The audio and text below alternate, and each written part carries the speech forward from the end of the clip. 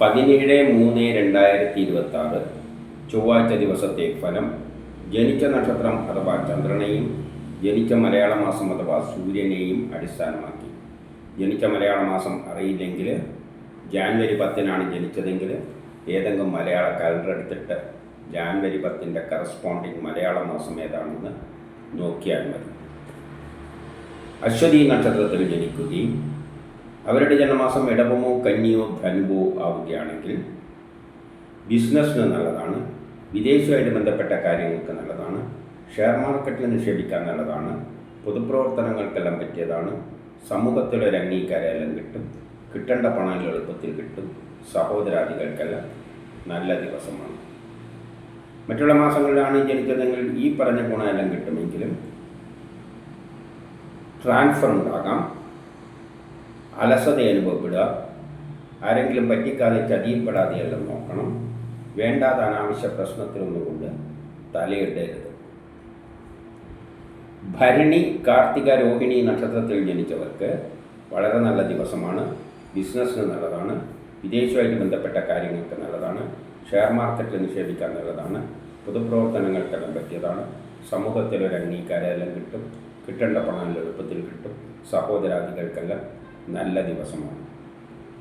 ഈ പറഞ്ഞ ഗുണം കൂടുതൽ കിട്ടുക ഇടവത്തിലോ കന്നിയിലോ ധനുമാസത്തിലോ ജനിച്ചവർക്കാണ്. അവർക്കാണ് സൂര്യനിൽ നിന്നുകൂടി ഗ്രഹങ്ങൾ അനുകൂലമായി നിൽക്കുന്നത്. മകയിരം നക്ഷത്രക്കാർക്ക് പൊതുവെ മോശം ദിവസമാണ്. അച്ഛനും മക്കളുമായിട്ട് ബന്ധപ്പെട്ട കാര്യം മോശം, മനസമാധാനക്കുറവ്, ടെൻഷൻ, യാത്രകളെ കൊണ്ട് പ്രയാസങ്ങളെല്ലാം കാണുന്നുണ്ട്. ഭാഗ്യ തടസ്സങ്ങൾ ഉണ്ടാക്കുന്ന ഒരു ദിവസമാണ്. എന്നാൽ ഇടവത്തിലോ കന്നിയിലോ ധനുമാസത്തിലോ ആണ് ജനിച്ചതെങ്കിൽ അവർക്ക് സൂര്യനിൽ നിന്ന് എഴുതിക്കുമ്പോൾ ഗ്രഹങ്ങളെല്ലാം അനുകൂലമായി നിൽക്കുന്നത് കൊണ്ട് ഈ പറയുന്ന ദോഷമൊന്നും അത്ര പ്രബലമല്ല.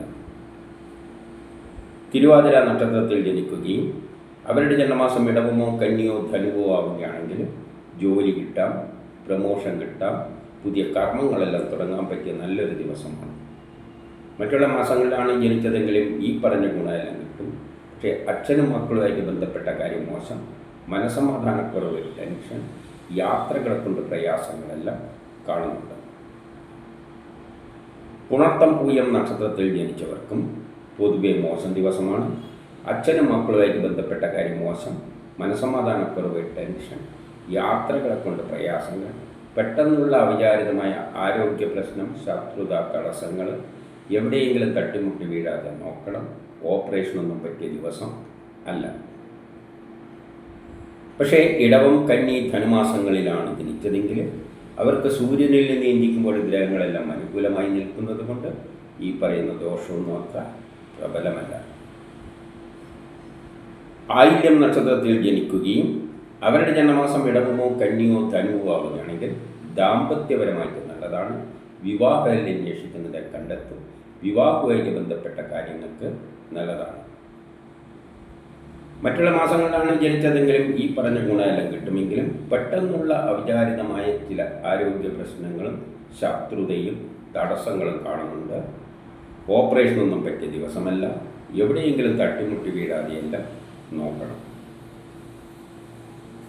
മകം നക്ഷത്രത്തിൽ ജനിച്ചവർക്ക് പൊതുവെ മോശം ദിവസമാണ്. പെട്ടെന്നുള്ള അവിചാരിതമായ ആരോഗ്യ പ്രശ്നങ്ങളും ശത്രുതയും തടസ്സങ്ങളും കാണുന്നുണ്ട്. എവിടെയെങ്കിലും തട്ടിമുട്ടി വീഴാതെയെല്ലാം നോക്കണം. ഓപ്പറേഷനൊന്നും പറ്റിയ ദിവസം അല്ല. പക്ഷേ ഇടവത്തിലോ കന്നിയിലോ ധനുമാസത്തിലോ ആണ് ജനിച്ചതെങ്കിൽ അവർക്ക് സൂര്യനിൽ നിന്ന് ചിന്തിക്കുമ്പോൾ ഗ്രഹങ്ങളെല്ലാം വളരെ അനുകൂലമായിട്ടാണ് നിൽക്കുന്നത്. അതുകൊണ്ട് അവരെ സംബന്ധിച്ചിടത്തോളം ഈ പറഞ്ഞ ദോഷങ്ങളൊന്നും അത്ര പ്രബലമല്ല. പൂരം നക്ഷത്രത്തിൽ ജനിച്ചവർക്ക് പൊതുവെ മോശം ദിവസമാണ്. ദാമ്പത്യ പ്രശ്നങ്ങൾ, വിവാഹ കാര്യങ്ങൾക്ക് തടസ്സങ്ങളെല്ലാം കാണുന്നുണ്ട്. വിവാഹവുമായിട്ട് ബന്ധപ്പെട്ട കാര്യങ്ങൾക്കൊന്നും നല്ലതല്ല. പക്ഷേ ഇടവത്തിലോ കന്നിയിലോ ധനുമാസത്തിലോ ആണ് ജനിച്ചതെങ്കിൽ അവർക്ക് സൂര്യനിൽ നിന്ന് ചിന്തിക്കുമ്പോൾ ഗ്രഹങ്ങളെല്ലാം വളരെ അനുകൂലമായിട്ടാണ് നിൽക്കുന്നത്. അതുകൊണ്ട് അവരെ സംബന്ധിച്ചിടത്തോളം ഈ പറഞ്ഞ ദോഷങ്ങളൊന്നും അത്ര പ്രബലമല്ല. ഉത്രം അത്തം നക്ഷത്രത്തിൽ ജനിക്കുകയും അവരുടെ ജന്മമാസം ഇടവമോ കന്നിയോ ധനുവോ ആവുകയാണെങ്കിൽ കേസ് വഴക്കലുണ്ടെങ്കിൽ അനുകൂലമായ തീരുമാനമുണ്ടാകും. ആരോഗ്യപരമായിട്ട് നല്ലതാണ്. ടെസ്റ്റ് ഇൻ്റർവ്യൂ പോലെയുള്ള നല്ലതാണ്. മത്സര പരീക്ഷകളിലെല്ലാം വിജയിക്കും.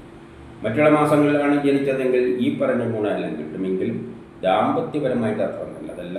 വിവാഹ കാര്യങ്ങൾക്ക് തടസ്സങ്ങളെല്ലാം കാണുന്നുണ്ട്. വിവാഹവുമായിട്ട് ബന്ധപ്പെട്ട കാര്യങ്ങൾക്കൊന്നും അത്ര നല്ല ദിവസം അല്ല. ചിത്തിര ചോതി നക്ഷത്രത്തിൽ ജനിക്കുകയും അവരുടെ ജനനമാസം ഇടവമോ കന്നിയോ ധനുവോ ആവുകയാണെങ്കിൽ കേസ് വഴക്കലുണ്ടെങ്കിൽ അനുകൂലമായ തീരുമാനമുണ്ടാകും. ആരോഗ്യപരമായിട്ട് നല്ലതാണ്. ടെസ്റ്റ് ഇൻട്രോബി പോലെയുള്ള നല്ലതാണ്. മത്സര പരീക്ഷകളിലെല്ലാം വിജയിക്കും. മറ്റുള്ള മാസങ്ങളിലാണ് ജനിച്ചതെങ്കിൽ ഈ പറഞ്ഞ ഗുണമെല്ലാം കിട്ടുമെങ്കിൽ മക്കളുമായിട്ട് ബന്ധപ്പെട്ട കാര്യം മോശം, മനസ്സമാധാനക്കുറവ്, ടെൻഷനും അതിൻ്റെ കൂട്ടത്തിൽ കാണുന്നുണ്ട്.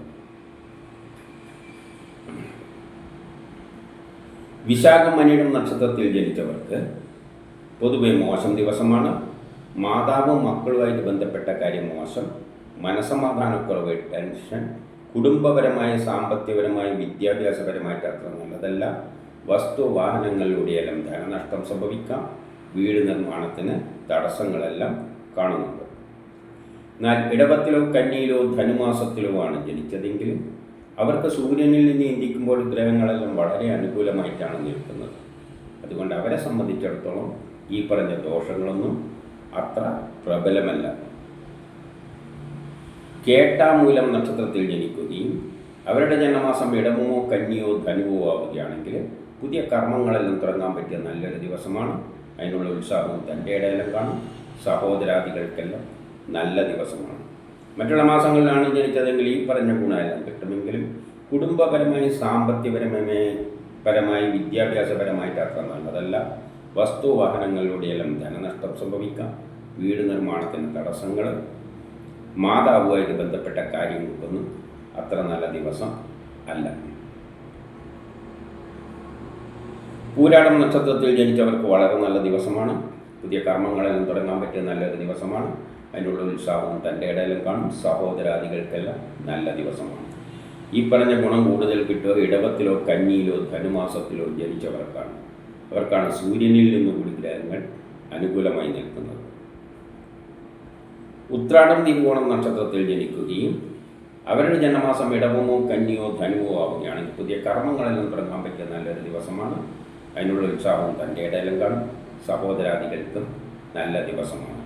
മറ്റുള്ള മാസങ്ങളിലാണ് ജനിച്ചതെങ്കിൽ ഈ പറഞ്ഞ ഗുണമെല്ലാം കിട്ടുമെങ്കിലും കുടുംബപരമായി സാമ്പത്തികപരമായി വിദ്യാഭ്യാസപരമായിട്ട് അത്ര നല്ല ദിവസമല്ല. അവിട്ടം നക്ഷത്രത്തിൽ ജനിക്കുകയും അവരുടെ ജന്മമാസം ഇടവമോ കന്നിയോ ധനുവോ ആവുകയാണെങ്കിൽ അവർക്ക് വ്യക്തിപരമായ ആരോഗ്യപരമായി നല്ല ദിവസമാണ്. മറ്റുള്ള മാസങ്ങളിലാണ് ജനിച്ചതെങ്കിൽ വ്യക്തിപരമായ ആരോഗ്യപരമായിട്ട് നല്ലതാണ്. പക്ഷേ കുടുംബപരമായി സാമ്പത്തികപരമായി വിദ്യാഭ്യാസപരമായിട്ട് അത്ര നല്ല ദിവസമല്ല. ചതയം നക്ഷത്രത്തിൽ ജനിച്ചവർക്ക് പൊതുവെ മോശം ദിവസമാണ്. കുടുംബപരമായി സാമ്പത്തികപരമായി വിദ്യാഭ്യാസപരമായിട്ട് മോശമാണ്. എന്നാൽ ഇടവത്തിലോ കന്നിയിലോ ധനുമാസത്തിലോ ആണ് ജനിച്ചതെങ്കിൽ അവർക്ക് സൂര്യനിൽ നിന്ന് ചിന്തിക്കുമ്പോൾ ഗ്രഹങ്ങളെല്ലാം വളരെ അനുകൂലമായിട്ടാണ് നിൽക്കുന്നത്. അതുകൊണ്ട് അവരെ സംബന്ധിച്ചിടത്തോളം ഈ പറഞ്ഞ ദോഷങ്ങളൊന്നും അത്ര പ്രബലമല്ല. പൂരോരട്ടാതി ഉത്രട്ടാതി നക്ഷത്രക്കാർക്കും പൊതുവെ മോശം ദിവസമാണ്. വ്യക്തിപരമായി ആരോഗ്യപരമായിട്ട് അത്ര നല്ലതല്ല. ട്രാൻസ്ഫർ ഉണ്ടാകാം, അലസത, ആരെങ്കിലും പറ്റിക്കുക, ചതിയിൽപ്പെടുക, അപവാദങ്ങൾ കേൾക്കുക, പണം നഷ്ടപ്പെട്ടു പോവുക, കളവ് പോവുക, വിദേശ ഇടപാടുകൾക്കൊന്നും പറ്റിയ ദിവസമല്ല. കൊടുക്കൽ വാങ്ങലുകൾക്കൊന്നും പറ്റിയ ദിവസമല്ല. വേണ്ടാത്ത പ്രശ്നത്തിലൊന്നും കൊണ്ട് തലയിടാതെ നോക്കണം.